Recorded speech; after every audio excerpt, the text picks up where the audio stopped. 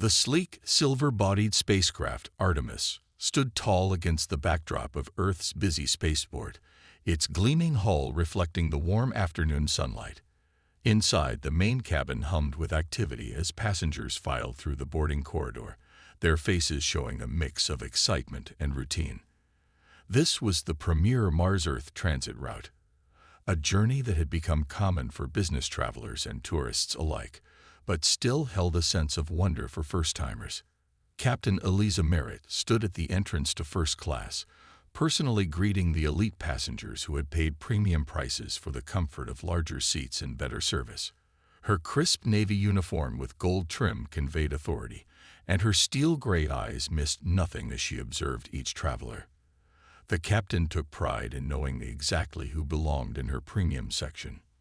The flow of well-dressed executives and wealthy tourists was interrupted when passenger 42B approached, a black woman dressed in a simple gray suit that, while clean and pressed, lacked the obvious designer touches of the other first-class travelers. She carried a worn leather bag rather than the latest smart luggage, and her calm demeanor seemed out of place among the entitled energy of the other premium passengers. Captain Merritt's eyes narrowed instantly. Something about this passenger didn't fit her mental image of first class. She stepped forward, blocking the woman's path with a practiced smile that didn't reach her eyes. "Excuse me," Captain Merritt's voice cut sharp through the air, stopping the woman mid-step. "First class is for confirmed passengers only. I believe economy boarding is through the rear entrance." Several nearby passengers paused, conversations fading as they watched the interaction. The woman in the gray suit showed no reaction except for a slight tightening around her eyes. She reached into her jacket pocket and produced a travel card. "My reservation is confirmed, Captain," she said, her voice steady and controlled. "Dr. Imani Wright, seat 42B." The captain took the card, studying it longer than necessary while passengers continued to move around them. Her fingers tapped against the credential, as if searching for some flaw. "These look in order," Captain Merritt finally said, unable to find a valid reason to deny boarding. Then she added, "But given recent security concerns, we need to verify your luggage again."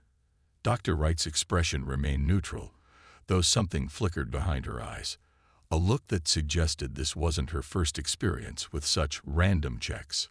"Of course, Captain." Captain Merritt signaled to two security officers who had been standing nearby. "Full protocol check on this passenger's belongings," she instructed loudly enough for others to hear. "Security reasons." The officers looked uncomfortable, but did as instructed, leading Dr. Wright to a small table near the boarding area. They began the process of opening her worn leather bag, removing items one by one, and scanning them with electronic wands. Books, a small tablet, clothes neatly folded, all perfectly ordinary items that were examined with unnecessary scrutiny. Passengers moving past slowed to stare, some with discomfort, others with curiosity. An older gentleman in an expensive suit frowned deeply at the scene, but continued walking after a moment's hesitation. A young family hurried their children past, the parents exchanging knowing glances. Two flight attendants preparing welcome drinks at the nearby service station watched the scene unfold. One leaned close to her colleague and whispered, "That's the third random check today. All minorities." Her colleague nodded slightly. "The captain always finds a reason. Last week it was the Japanese businessman. Remember how she questioned his first-class ticket for 10 minutes? Throughout the inspection, Dr. Wright stood straight, her hands clasped before her, watching as the officers handled her belongings with less care than they had shown other passengers.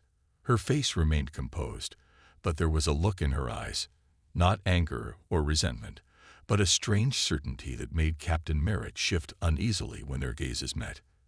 The security check revealed nothing unusual, as both the captain and Dr. Wright had known it would. The officers repacked the bag awkwardly, some items no longer fitting as neatly as they had been originally packed. "Everything appears to be in order, Captain," one officer reported, sounding relieved to be finished with the uncomfortable task. Captain Merritt's mouth tightened. "Proceed," she finally said to Dr. Wright, turning away without another word or acknowledgement. Dr. Wright retrieved her bag, straightened her jacket, and walked with dignity to her assigned seat, aware of the eyes following her but choosing not to meet them. A young boy of about 7, sitting nearby with his mother, had watched the entire scene with curious eyes. As the engines began their preliminary warm-up sequence, creating a low rumble throughout the cabin, he tugged at his mother's sleeve. "Mom," he asked in the clear, innocent voice that children use when asking about uncomfortable truths, "why was that lady treated differently from everyone else?"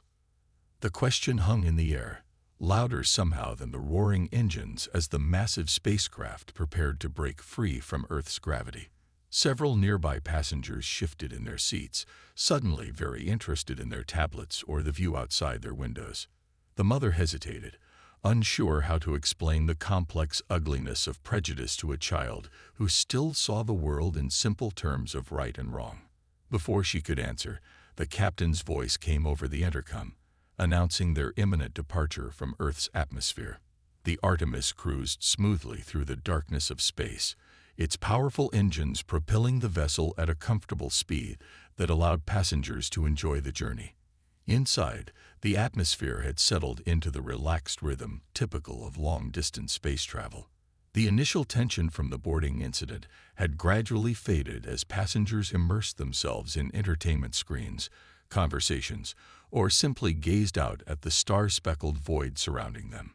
Captain Eliza Merritt moved through the first-class cabin, nodding politely to passengers who acknowledged her. She paused briefly near seat 42B, where Dr. Wright sat quietly reading a physical book, an unusual sight in an age of digital texts. The captain's eyes lingered on the passenger for a moment before she continued her rounds, her mind still uneasy about their earlier interaction. In the cockpit, Merritt settled into her command chair beside co-pilot James Chen, who was monitoring the navigation systems. "All systems nominal, Captain," Chen reported. "We're on course for Mars Station. Estimated arrival in 43 hours. Merritt nodded, reviewing the flight data on her screen. "Standard approach through Sector 17. "Yes, Captain. The usual route is clear according to all scans." 2 hours into deep space, as passengers enjoyed their first meal service, the tranquility of the journey shattered without warning. A series of piercing alarms blared through the cabin, their urgent wail causing immediate panic. The massive spacecraft lurched violently to the right, throwing unprepared passengers against their restraints and sending loose items flying across the cabin. In the cockpit, emergency lights flashed red as Captain Merritt and co-pilot Chen grabbed their controls, fighting to stabilize the suddenly unstable vessel. "What's happening?" Merritt demanded, her fingers dancing across the emergency protocols panel. Chen's eyes widened as he stared at the radar screen. "Uncharted asteroid field." He shouted over the alarms. "It's not on any of our maps. The density is off the charts." The navigation display flickered and went dark, then reappeared showing conflicting information. Captain Merritt gripped the manual controls, sweat beading on her forehead as she attempted to guide the massive vessel through the deadly obstacle course of space rocks. "Navigation systems failing," Chen reported, his voice tight with stress. "Backup systems coming online, but they're showing different readings."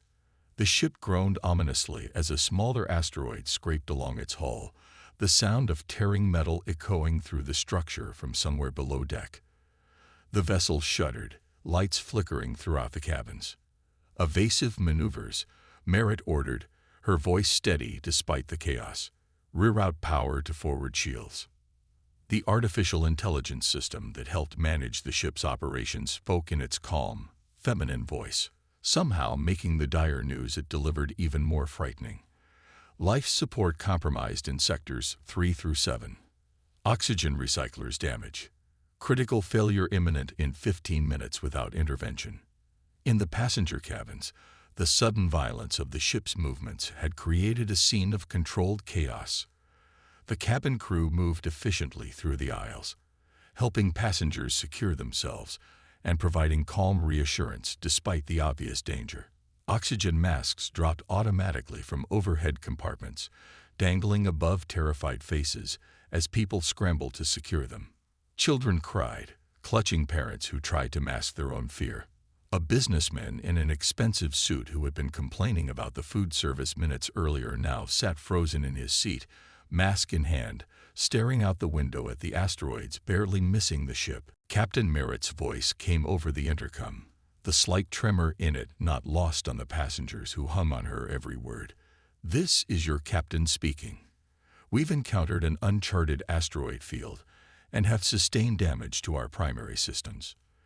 The crew is working to stabilize our position and make necessary repairs.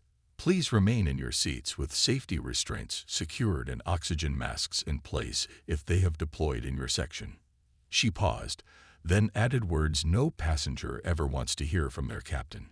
"If anyone aboard has advanced engineering experience, particularly with spacecraft life support or propulsion systems, please identify yourself to the crew immediately. We may require additional assistance." Back in the cockpit, warning lights continued to flash as Chen battled with the failing navigation system. The ship rocked again as another asteroid grazed the hull. "Captain," he whispered, his voice dropped so only Merritt could hear. "There's no way anyone here can fix this. We're—" A calm voice from the doorway interrupted him mid-sentence. "I believe I can help." Both pilots turned to find Dr. Imani Wright standing at the cockpit entrance. She was perfectly composed despite the chaos, holding herself steady against the ship's erratic movements by gripping the doorframe. In her free hand, she held not just the standard passenger identification badge, but a specialized technical authority card with high-level clearance markings that both pilots instantly recognized. "Dr. Imani Wright," she said, stepping forward as the ship stabilized momentarily. "Artemis Systems Engineering Lead Designer. I need to see the damage reports immediately." Captain Merritt stared at the woman she had humiliated during boarding, her mind struggling to process this new information as the ship shuddered around them, and the life support systems continued their ominous countdown to failure. The cockpit fell silent despite the blaring alarms, the sudden revelation creating a surreal pause in the chaos. Dr. Wright stepped fully into the command center, her simple gray suit now taking on a different meaning as she displayed her full credentials on the holographic scanner for verification. "Commander Imani Wright, lead designer of the Artemis propulsion systems," she said, her voice clear and authoritative. The scanner flashed green, confirming her identity with the highest possible clearance level. "I was returning incognito from Jupiter Station after overseeing the installation of the new drive systems there." Captain Merritt's face drained of color as the implications hit her. Her mouth opened slightly, then closed again as she struggled to find words. "Commander Wright, the Imani Wright," she finally managed. In the space engineering community, Imani Wright was legendary. Not just an engineer, but a visionary who had transformed interplanetary travel with her revolutionary propulsion designs. Her work had cut travel times between planets by more than half while doubling safety ratings. The very ship they were on, the Artemis-class cruiser, had been her creation. "The same," Wright confirmed without pride or accusation in her voice. "Now, shall we save this ship, Captain? These passengers didn't pay for the excitement of an unplanned disassembly in deep space." The ship lurched again, throwing co-pilot Chen against his harness as another warning light flashed on the console. Outside the reinforced windows, the asteroid field loomed like a deadly maze of spinning rocks.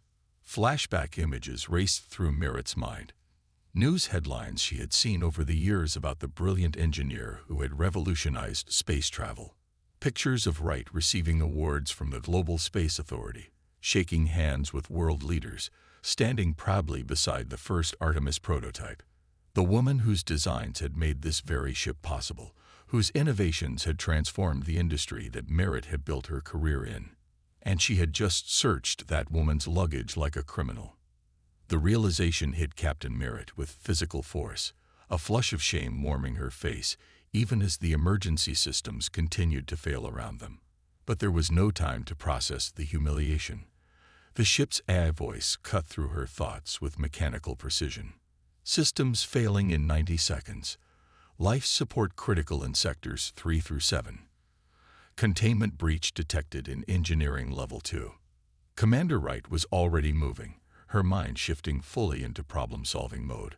The asteroid field has unusual electromagnetic properties that must be interfering with our navigation systems, she said, pulling up the ship's schematics on the main display screen. But the immediate concern is the life support failure. Her fingers flew across the control panel, bypassing security protocols with her command codes and accessing systems that even the captain didn't have clearance for. I need access to the auxiliary control panel in engineering, she continued, already moving toward the cockpit exit. And I need you with me, Captain. Your piloting expertise is essential if we're going to manually navigate out of this field. Captain Merritt hesitated for only a second before unbuckling her harness. Chen, you have the con. Keep us as stable as possible and maintain communication. The co-pilot nodded, his face tight with stress, but his hands steady on the controls. Yes, Captain. As Wright and Merritt moved quickly through the first-class cabin toward the engineering access corridor, passengers looked up with frightened eyes, seeking reassurance. Merritt noticed how Wright nodded calmly to them as they passed, her presence somehow conveying confidence even in this crisis. At the access door, their eyes met briefly, Merritt's filled with a complex mixture of shame and uncertainty, Wright's with clear determination and focus. There was no time for apologies or explanations now, only the urgent need to work together. Captain, I need to know I can count on you, Wright said quietly as she entered her access code into the door panel. Whatever happened earlier stays in the past until we're safe. Can you do that? Absolutely, Commander, Merritt replied, straightening her shoulders. Your lead, my support. The access door slid open to reveal a narrow ladder leading down to the engineering deck. As they descended, the ship's trembling became more pronounced, the groaning of stressed metal surrounding them like the complaints of a wounded animal. Engineering was a maze of conduits, control stations, and the massive reactors that powered the vessel. Normally staffed by a team of 6 engineers, it now stood empty, evacuated when the initial damage occurred, with automatic systems attempting to compensate for the failures. Wright moved with surprising speed and familiarity through the complex space, heading directly for a secondary control station that was partly hidden behind a primary coolant exchanger. This is one of my design features that isn't in the standard manuals, she explained, activating the station. A redundant control system that can bypass the main computer if necessary. Her fingers flew across the controls, diagnosing problems and implementing solutions faster than Merritt could follow. The asteroid impact severed the main oxygen recycling control lines, but we can reroute through the secondary systems if we can reach the junction box on level 3. She pulled up a 3D map of the ship's interior systems. The problem is that the junction box is located in a section that's now depressurized. Someone will need to put on a suit and manually reset the connections. The ship lurched violently again, and several lights on the console turned from yellow to red. The AI's voice echoed through the chamber. Primary propulsion failing. Backup systems engaged at 40% capacity. Wright looked up at Merritt, her eyes reflecting the seriousness of their situation. Before we deal with life support, we need to get out of this asteroid field. I can guide you through the manual piloting sequence that will give you direct control, bypassing the confused navigation systems. She pulled a small toolkit from a wall compartment and handed Merritt a specialized communication device. Put this on. It will keep us in contact when we separate. I'll talk you through the navigation override while I suit up for the junction box repair. As Merritt accepted the communicator, she found herself faced with the extraordinary reality that the woman she had humiliated hours earlier was now their only hope for survival. Commander Wright, she began. Wright shook her head once, cutting off the apology before it could start. Later, Captain. Right now, we have a ship to save. Deep in the ship's bowels, the air hung heavy with the smell of burnt circuitry and escaping coolant, Emergency lighting cast everything in an eerie red glow, creating long shadows that danced across the walls as Captain Merritt held a powerful flashlight steady. The beam illuminated Commander Wright's hands as they moved with practiced precision among a tangle of complex circuits. The ship shuddered around them, metal groaning under stress. In the cramped maintenance tunnel, both women were covered in sweat, their faces streaked with grease and determination. Wright's simple gray suit jacket had been discarded, her sleeves rolled up revealing forearms marked with old scars, badges of honor from a lifetime of hands-on engineering. Reroute power from cabin section C to the stabilizers, Wright instructed, not looking up from the exposed panel where her fingers reconnected wires with remarkable speed. We'll lose comfort systems but gain control. The passengers can manage without perfect temperature regulation if it means we stay in one piece. Captain Merritt nodded, moving to the nearby distribution panel and entering the override codes. Redirecting power now, she confirmed, watching as lights flickered throughout the tunnel. What about the oxygen recyclers? One problem at a time, Wright replied, her focus unwavering. We need stable flight before we can fix life support. The emergency tanks will hold for another 27 minutes. They worked in tense silence after that, broken only by necessary technical exchanges. The collaboration was efficient but strained, the earlier confrontation still hanging between them like an invisible barrier. Yet there was something unspoken building too, a grudging professional respect as each woman recognized the other's competence under pressure. A warning indicator flashed on Wright's portable diagnostic tool. Coolant pressure rising in Section 4B, she announced, already moving toward the problem area. We need to release the backup valve manually. As they rounded a corner into a narrower section of the maintenance tunnel, a metal pipe overhead suddenly burst with a deafening bang, releasing a jet of scalding steam directly in their path. Without hesitation, Captain Merritt lunged forward, grabbing Wright by the shoulders and yanking her backward just as the steam would have hit her face. They fell together against the opposite wall, narrowly avoiding serious injury as the superheated vapor filled the corridor ahead of them. Thank you, Wright said simply when they had regained their footing. No elaborate gratitude, just a direct acknowledgement that matched her practical nature. Merritt nodded, equally straightforward. Alternative route to Section 4B. Wright pointed to a smaller access tunnel. Through there, but it's tight. Minutes later, they had managed to stabilize the coolant system, buying themselves precious time. The ship still shuddered occasionally, but had stopped the violent lurching that had threatened to tear it apart earlier. Co-pilot Chen's voice came through their communicators, reporting that they were making slow progress out of the asteroid field, using the manual controls Wright had activated. We need to reset the core system now, Wright explained, examining a schematic on her device. The primary power matrix is locked in a feedback loop. Someone needs to crawl into the junction chamber and manually reset the breakers. She gestured toward a small maintenance hatch barely large enough for a person. Beyond it lay a dangerous tangle of power conduits carrying enough energy to power a small city. I'll go, Wright said, already preparing the specialized insulated gloves required for the task. As Wright laid on her back, preparing to crawl into the dangerous section, Merritt found herself asking a question that had been burning in her mind. Why are you helping like this?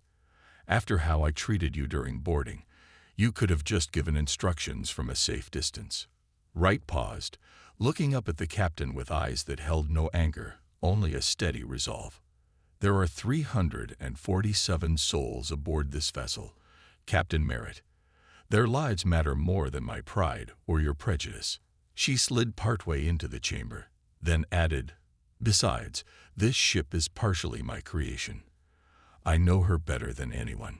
Captain Merritt watched as Wright disappeared into the cramped space, listening to her movements and following instructions to adjust settings on the external panel. The commander's voice came through occasionally, slightly strained, as she maneuvered in the tight space. Almost there, Wright reported. I can see the main breaker panel, but some of the housing has been damaged. The insulation is compromised. Should we try another approach? Merritt asked, suddenly concerned. No time. I can reach it, but... Wright's voice cut off as a metallic scraping sound came from the chamber. Commander, Merritt called, kneeling to peer into the dark space. I'm okay, came the reply. Cut my hand on some sharp metal, but I've reached the panel. Stand by to confirm power restoration in 3, 2, 1. As Wright touched the final connection, something went wrong. The main system sparked dangerously, a cascade of electrical arcing visible even from the entrance. With impossible speed, Wright scrambled backward, emerging just enough to push Merritt clear of the entrance before a surge of energy rushed through the chamber. Wright took the electrical shock herself, her body going rigid for a terrifying moment before the emergency cutoffs engaged. Commander, Merritt cried out, rushing forward to catch Wright as she fell limply from the access hatch. She lowered her gently to the floor, checking for a pulse, relief flooding through her when she found it strong and steady. Wright's eyes fluttered open after a few seconds, disoriented but alert. A slight burn marked her left arm where the electricity had entered, but she was already trying to sit up. Easy, Merritt urged, supporting her shoulders. That was a significant shock. Wright winced but managed a weak smile. Not my first. Did it work? As if in answer, the emergency lights switched to standard illumination, and the ship's engines hummed with renewed strength. The vibrations steadied into the normal, almost imperceptible rhythm of a properly functioning spacecraft. It worked, Merritt confirmed, unable to keep the admiration from her voice. You did it. Wright met her eyes, something warm breaking through her professional demeanor. We did it. Good teamwork, Captain. After what you just did, I think we're past titles, Merritt said, helping Wright to her feet and supporting her as they began making their way back to the main engineering deck. And Eliza. Wright nodded, something fundamental shifting in her expression as she accepted both the help and the olive branch it represented. Imani, she replied simply. As they made their way through the now functioning ship, the barriers between them continued to dissolve. Not forgotten. That would take more time, but transformed into something that might eventually become understanding. The damaged Artemis approached Mars colony with all the grace of a wounded bird, its once sleek hull now scared and dented from the asteroid impacts. Emergency thrusters fired in uneven bursts, compensating for the damaged main engines as the massive vessel limped into Mars colony airspace. From the colony's observation deck, controllers watched with concern as the ship's erratic flight path told the story of its near destruction. Inside the cockpit, Captain Eliza Merritt and Commander Imani Wright worked in perfect synchronization, their earlier conflict forgotten in the focused intensity of bringing the crippled spacecraft safely home.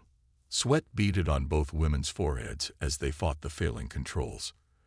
Adjusting approach vector, Merritt called out, her hand steady on the manual controls. Thrusters at 70%. Wright nodded, her fingers dancing across the engineering panel. Redistributing power to compensate for port side thrust imbalance. We'll have enough for one controlled descent, but it won't be pretty. Through the view screen, the massive dome of Mars colony grew larger, its protective shields parting to create a landing corridor for the damaged vessel. Emergency lights flashed along the runway, and rescue vehicles stood ready for the potentially dangerous landing. In the passenger cabin, the flight attendants moved calmly through the aisles, instructing passengers to assume emergency landing positions. The fear that had gripped everyone during the crisis had evolved into a tense, hopeful anticipation. They had survived the impossible, and now home was in sight. Artemis, this is Mars Control. The voice crackled through the communication system. We have emergency teams standing by. Can you maintain your current approach vector? Affirmative, Mars Control, Captain Merritt responded. We've got one shot at this, requesting clear airspace and foam on the runway. Already done, Artemis. You are cleared for emergency landing on runway 2. The ship shuddered as it entered the Martian atmosphere, the damaged hull plates groaning under the stress. In the cockpit, Warning lights flashed as systems strained beyond their limits. "Landing gear status?" Merritt asked, not taking her eyes off the rapidly approaching colony. "Right, check the indicators. Port side gear is damaged, but should hold. Starboard and center appear functional." The final approach seemed to take forever and happen in an instant simultaneously. The massive vessel descended toward the runway, wobbling slightly as Merritt fought to keep it aligned. At the last moment, a crosswind caught the damaged port side, threatening to flip the ship. "Compensating," Wright called, manually overriding the thruster controls to counterbalance the wind effect. The Artemis hit the runway hard, bouncing once before settling onto its landing gear with a screech of protesting metal. Emergency foam sprayed automatically around the vessel as it skidded forward, gradually slowing until it finally came to rest, steam rising from its overworked systems. For a moment, perfect silence filled the cockpit. Then Captain Merritt let out a long breath. "We made it." Wright nodded, allowing herself a small smile. "So we did." When the main doors opened, rescue teams rushed aboard in full emergency gear, prepared for the worst. Instead, they found all passengers safe, if shaken. A spontaneous round of applause broke out as Captain Merritt and Commander Wright emerged from the cockpit, both women exhausted but standing tall. On the boarding ramp, Mars colony officials waited, their expressions a mixture of relief and excitement. Captain Merritt stepped aside as a distinguished man in an official uniform approached them. "Commander Wright," the Mars governor exclaimed, offering a formal salute before breaking protocol to grasp her hand warmly. "We've been worried sick since we lost contact with your vessel. The reports from Jupiter Station about your new propulsion designs for the upcoming mission are nothing short of revolutionary. When we heard it was your ship in distress." "Governor Roberts," Wright acknowledged with a respectful nod. "The Artemis performed admirably under extreme circumstances. Captain Merritt's piloting skills were exceptional." But the governor was already leading Wright toward a group of waiting officials and engineers, all eager to speak with the legendary designer. Captain Merritt watched in stunned silence as admirals, colony officials, and technical personnel flocked around Wright, treating her with the deference reserved for the truly exceptional. The young boy who had questioned his mother about Wright's treatment during boarding stood nearby with his family. He tugged his mother's sleeve again and pointed. "Mom, look. Everyone's talking to that lady now. They all know her." His mother nodded thoughtfully. "Yes, they do. Sometimes people who look ordinary are extraordinary, and we don't know until later." The following day, an official debriefing was held in the Mars Colony Administration Building. The room was filled with spaceflight officials, engineers, and colony representatives, all eager to understand what had happened to the Artemis and how future incidents might be prevented. After the technical presentations were complete, Captain Merritt stepped forward unexpectedly, straightening her uniform as she approached the podium. "Before we conclude," she said, her voice clear and steady, "I need to acknowledge something important." She paused, looking directly at the assembled officials. "Before knowing Commander Wright's identity, I treated her with prejudice and suspicion during the boarding process. I subjected her to extra security measures and questioning that I did not apply to other passengers." A murmur ran through the room, but Merritt continued. "Today, she saved not just my life, but everyone aboard the Artemis, despite my behavior. Her knowledge, courage, and willingness to set aside personal offense in a crisis represent the highest ideals of space exploration. I want my formal apology on record, and I have requested a review of all security protocols to ensure such biased treatment never happens again on any vessel under my command." When she finished speaking, the room fell silent. Then Commander Wright stood and approached the podium. She extended her hand to Captain Merritt, the gesture visible to everyone present. "We all have blind spots, Captain," she said, her voice carrying through the quiet room. "What matters is if we're willing to see past them when they're revealed to us. Your actions during the crisis showed your true character far more than any mistake during boarding." The handshake that followed was photographed and would later become an iconic image in spaceflight history. 3 months later, on a clear Martian morning, a gleaming new ship stood ready on the launch pad at Mars Colony Spaceport. The vessel, larger and more advanced than the Artemis, represented the latest in interplanetary technology. Its name, painted proudly on the hull, was Horizon. At the helm of this groundbreaking vessel stood 2 commanders, Merritt and Wright, now assigned as co-leaders of the first extended mission to Saturn. Their story of conflict and reconciliation had spread throughout the space program, becoming a powerful example of growth and change. Behind them on the bridge stood a diverse crew of young pilots and engineers, watching with undisguised admiration as the 2 women completed the pre-launch checks with practiced efficiency. As the final countdown began, Captain Merritt glanced at her co-commander. "Ready, Commander Wright?" she asked. Wright looked up from her console, meeting Merritt's eyes with the easy confidence of a trusted colleague. "Always, Commander Merritt," she replied with a warm smile. "The stars are waiting." As the massive engines ignited, lifting the Horizon toward the endless possibility of space, the young boy who had witnessed both the conflict and resolution stood watching from the colony's observation deck, his face glowing with inspiration as he dreamed of his own future among the stars.